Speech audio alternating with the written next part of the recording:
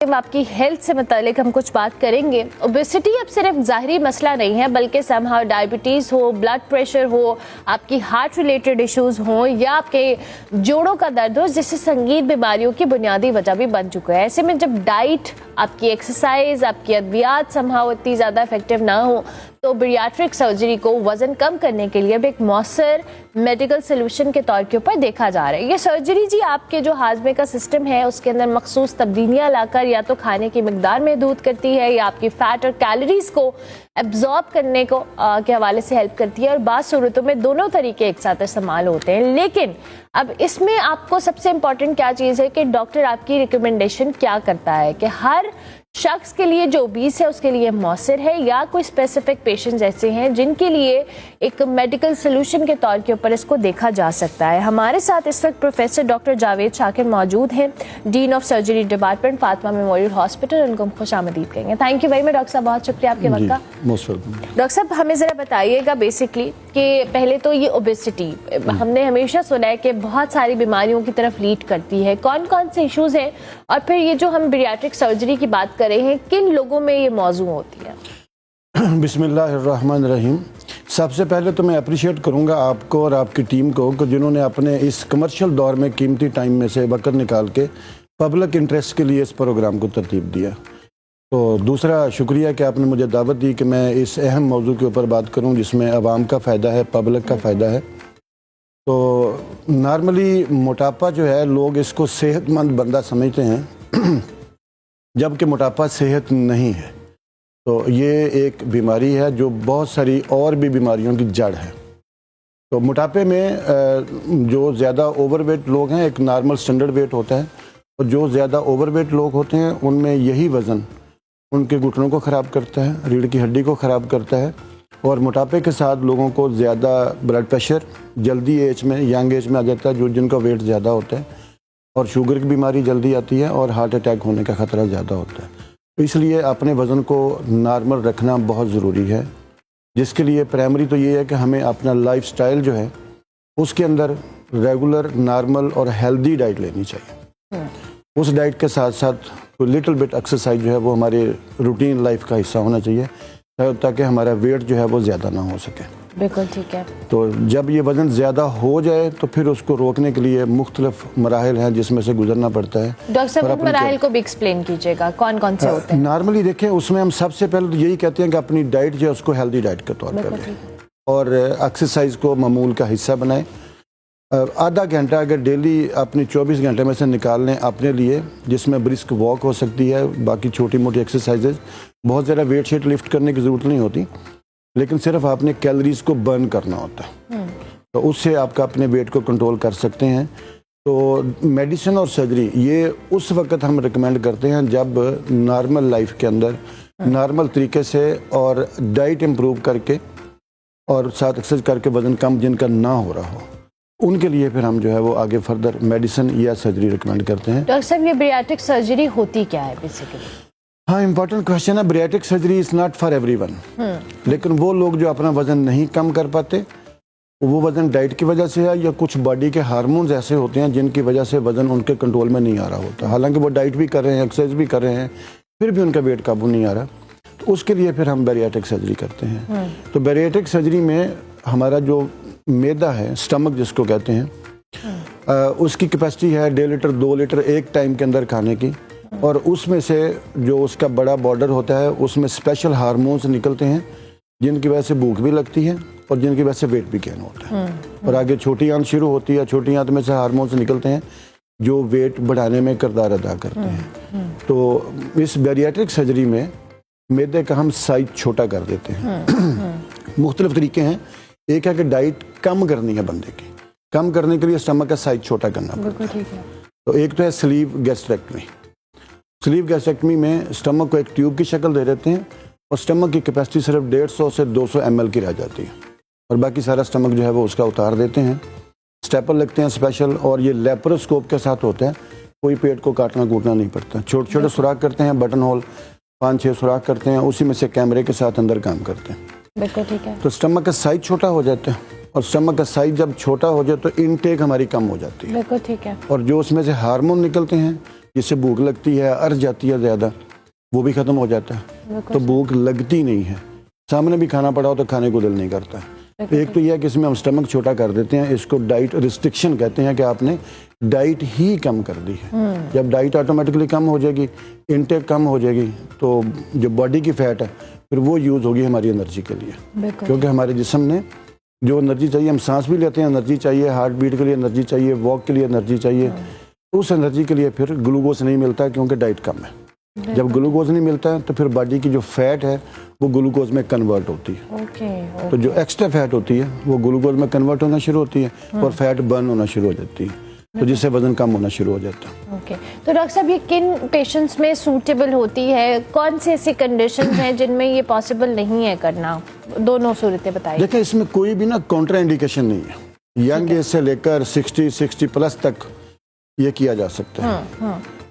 हाँ, अगर किसी को डायबिटीज़ है, अनकंट्रोल्ड है, हाइपरटेंशन है, या किसी को पहले ही कोई फालिज वगैरह हुआ है, उसमें नहीं करते।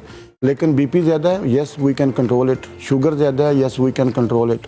तो कोई भी ऐसी स्पेशल कॉन्ट्राइंडिकेशन नहीं है जिसमें हो ही नहीं सकता, एक्सेप्ट के स्टमक की कुछ डिजीज़ हैं जिसमें खाना पीना हमारा बहुत ज़्यादा ऊपर को आता है खुराक की नाली में, उनमें ये अवॉइड करना चाहिए, वरना वो कंडीशन वर्स हो जाती है।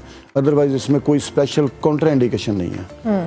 तो ये जिसका भी वजन ज़्यादा है, अगर वो डाइट के साथ काम नहीं कर पा रहे, तो उनमें ये किया जा सकता है। बिल्कुल ठीक है, और ये किसी भी एज ग्रुप में हो सकता है। अच्छा डॉक्टर साहब, ये सेफ कितनी है? और इसके बाद जो पोस्ट सर्जरी अगर आपने एहतियात की है, ज़ाहिर डाइट, स्टमक का साइज छोटा हो गया है, डाइट भी आपकी कम हो गई है, एपेटाइट कम हो गई है, but at the end of the day आपको एनर्जी और सारी चीज़ें तो उस तरह से रिक्वायरमेंट्स है, उनके लिए क्या रिकमेंडेशंस होती है? देखिए, इसमें जब स्टमक छोटा कर देते हैं तो फिर स्पेशल किस्म की डाइट इनिशियली तो पहले शुरू के दिनों में लिक्विड डाइट पर रखना पड़ता है, और वो भी एनर्जी वाली, जिसमें हम नॉर्मली वाटर और जूसेस, फ्रेश जूसेस, ये डब्बे वाले चीनी वाले जूस नहीं इस्तेमाल करने चाहिए। तो ग्लूकोज हमें अवॉइड करनी होती है, और ये जो कोल्ड ड्रिंक्स हैं हमारी, ये बिल्कुल अवॉइड करनी होती हैं। कार्बोनेटेड वाटर इज कॉन्ट्राइंडिकेटेड, कि वो पेशेंट को नहीं लेना। और हेल्दी लाइफस्टाइल होता है, शुरू में थोड़ा कम खाया जाता है, उसके बाद नॉर्मल डाइट पे बंदा आ जाता है, जितने वो पहले खाता था उसी तरीके से डाइट, हर चीज़ वो खा सकता है, कोई पाबंदी नहीं है। बिल्कुल ठीक है। रोटी खा सकता है, चावल खा सकता है, चिकन खा सकता है, फिश खा सकता है, फ्रूट ले सकता है, लेकिन क्वांटिटी थोड़ी कम हो जाती है। ठीक है। तो ये हेल्दी डाइट होनी चाहिए। लेकिन क्योंकि अब स्टमक छोटा हो गया, और दूसरा ऑपरेशन जिनका बहुत ही ज़्यादा वजन हो, उसमें हम गैस्ट्रिक बाईपास भी करते हैं, कि बहुत सारी जो अंतड़ी है वो फिर काम में नहीं आती। डाइट स्टमक छोटा कर दिया, उससे डाइट डायरेक्ट छोटी आंत को आगे चली जाती है, बीच वाला बहुत सारा पोर्शन मिस कर देती है, तो फिर वो खाया पिया उतना एब्जॉर्ब नहीं होता। तो बहुत सारे विटामिन्स हैं जो हमारी अंतड़ी के पहले पोर्शन में एब्जॉर्ब होते हैं, फिर वो हमारी बॉडी को नहीं मिलते। उसके लिए फिर रेगुलर जो है विटामिन्स वो लेने पड़ते हैं, क्योंकि जो फूड हम नेचुरल खाते हैं उसमें विटामिन्स होते हैं। हर किसी को विटामिन की ज़रूरत नहीं है, लेकिन वो पोर्शन अंतड़ी का अब जो बाईपास हो रहा है, तो वो विटामिन वहाँ पे एब्जॉर्ब होने होते हैं, फूड डाइजेस्ट होगी तो विटामिन एब्जॉर्ब होंगे। तो डॉक्टर साहब, अक्सर लोग बहुत डरते भी हैं और डराते भी हैं कि लाइफ थ्रेटनिंग भी हो सकता है ये सर्जरी, कैसा होता है या नहीं? Is it totally safe? अगर ये किसी आप अच्छे डॉक्टर से करा रहे हैं तो इट्स टोटली सेफ? देखिए, totally safe is nothing in the world. आप गाड़ी लेके बाहर निकलते हैं तो 1% पॉसिबिलिटी है कि कोई एक्सीडेंट हो सकता है, कोई टायर पंक्चर हो सकता है। तो same is with the surgery, every kind of surgery. बिल्कुल ठीक है। तो ये मेजर सर्जरी है, लेकिन इसके अंदर भी complication chances is less than 1%, less than 1%। अगर आप एक क्वालिफाइड बंदे से कराते हैं, अच्छे सेंटर में कराते हैं, मतलब क्या कॉम्प्लिकेशन हो सकती हैं?